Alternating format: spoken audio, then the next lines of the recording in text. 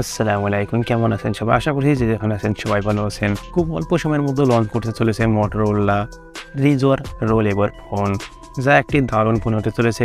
Display থাকছে rollable display. So guys, দেখতেই পাচ্ছেন এটি একটি রোলেবল ফোন।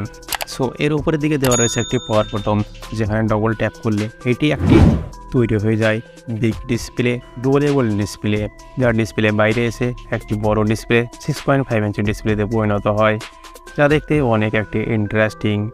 এটি প্রথমত 5 ইঞ্চির ডিসপ্লে থাকে, তারপর পাওয়ার বাটনে ডবল ক্লিক করলে এটি রোলেবল 6.5 ইঞ্চির ডিসপ্লে হয়ে যায়।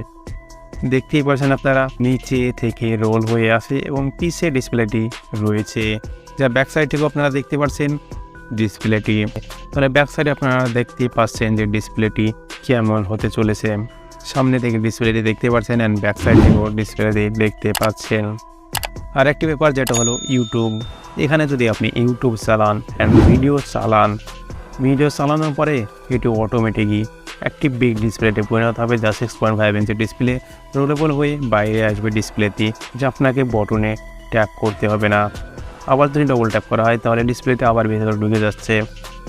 যাই হোক, ডিসপ্লেতে অনেক একটি পাতলা ডিসপ্লে দেখতেই পাচ্ছেন আপনারা, যা অনেক একটি ভালো ব্যাপার।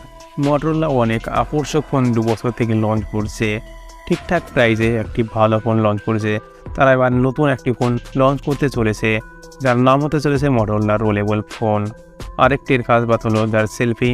আপনি ফ্রন্ট সাইড থেকেও সেলফি ক্যামেরা তুলতে পারবেন অ্যান্ড ব্যাক সাইড থেকেও সেলফি ক্যামেরা ব্যাক সাইডের ক্যামেরা দিয়ে তুলতে পারবেন, যা অনেক আকর্ষক হতে চলেছে।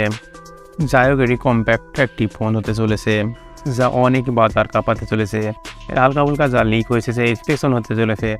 এর 5 ইঞ্চি ডিসপ্লে থাকতে চলেছে পিওলেড স্ক্রিন, যা রোলেবল হয়ে যদি বেরিয়ে আসে তাহলে হয় 6.5 ইঞ্চের ডিসপ্লে। এখানে রিফ্রেশ রেট থাকবে 120 হার্জের refresh rate, display full HD প্লাসই থাকবে। ব্যাক সাইডের ক্যামেরা থাকবে 50+13। এখানে ওএস ফিচার পেয়ে যাবেন। আলট্রা এইচডি মোডে এখানে ভিডিও রেকর্ডিং করতে পারবেন। 32 মেগাপিক্সেলের ফ্রন্ট ক্যামেরা এখানে থাকছে, যা বেজেলের মধ্যে দেওয়া রয়েছে। যদি ভালোভাবে দেখেন তাহলে হয়তো দেখতে পারবেন।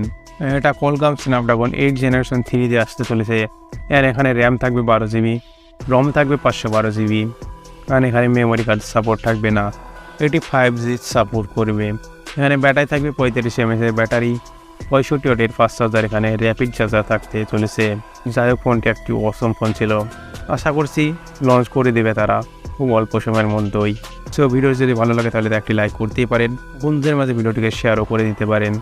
আর আমাদের চ্যানেল এখনও পর্যন্ত যদি সাবস্ক্রাইব করে না থাকেন তাহলে কী করছেন ভাই, সাবস্ক্রাইব করে নিন। আপনার ভাইকে তো আপনি সাপোর্ট করতেই পারেন।